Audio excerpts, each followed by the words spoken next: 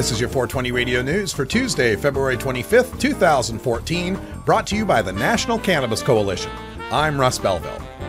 A new Siena College Research Institute poll finds that New Yorkers favor a more expansive medical marijuana program than proposed by Governor Andrew Cuomo.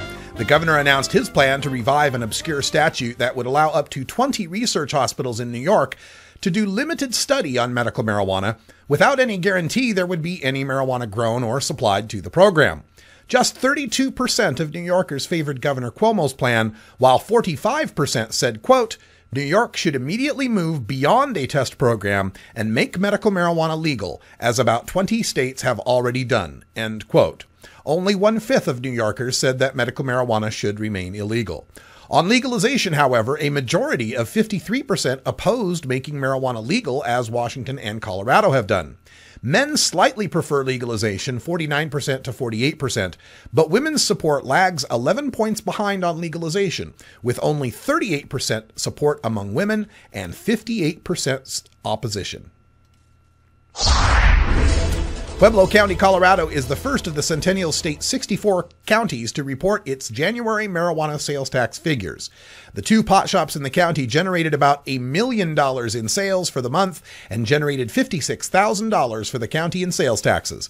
The Pueblo County clerk estimates that with the 3 more pot shops that opened in the county in February, the county will produce $11.2 million in pot sales for the year and generate $670,000 in tax revenue, derived mostly from a 3.5% pot tax county voters approved last year.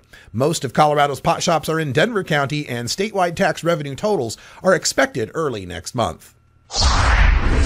More mainstream media are reporting on the so-called Undergreen Railroad of families moving cross-country to access medical marijuana for their children.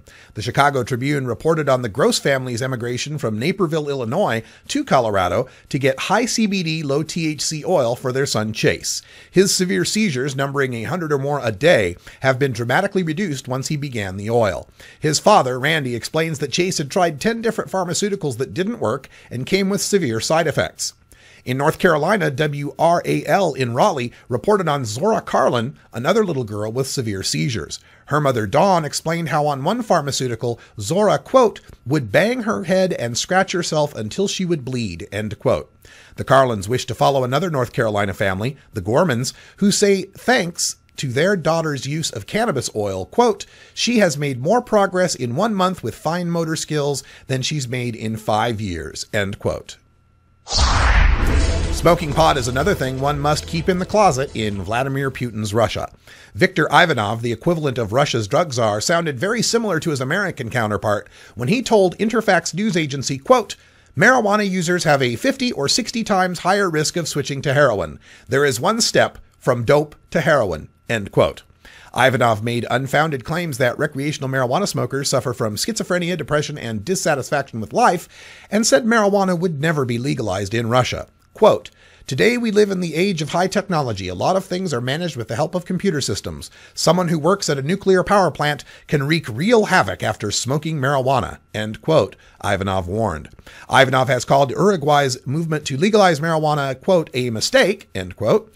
Russian law makes no distinction between marijuana and hard drugs. Dealers and traffickers can get lengthy prison sentences.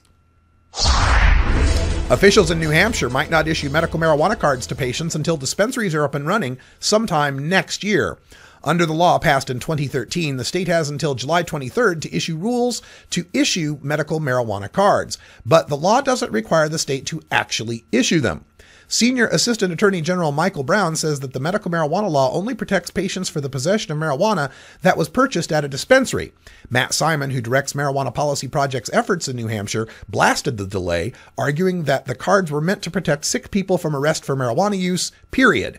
Simon further alleges that lawmakers agreed that the cards would be issued before dispensaries went online as a compromise for acceding to the governor's insistence on removing the right of patients to home grow. An Oregon House committee has reinstated language allowing cities to ban dispensaries. Senate Bill 1531, which emerged from the Senate with the local ban language removed, is being heard now in the House, where medical marijuana opponents are dissatisfied with the Senate's version that only allows the regulation of time, place, and manner of dispensary operations, but forbids bans. This has been your 420 Radio News for Tuesday, February 25th, 2014. I'm Russ Belville. Transcripts of 420 Radio News are available exclusively at the National Cannabis Coalition. Visit ncc420.com to download today. When we come back, we'll go behind the headlines and take a look at a Florida medical marijuana debate between John Morgan and Alan St. Pierre for medical marijuana, and Kevin Sabet and Eric Voth against medical marijuana. You're listening to The Russ Belville Show on 420radio.org. We'll be right back.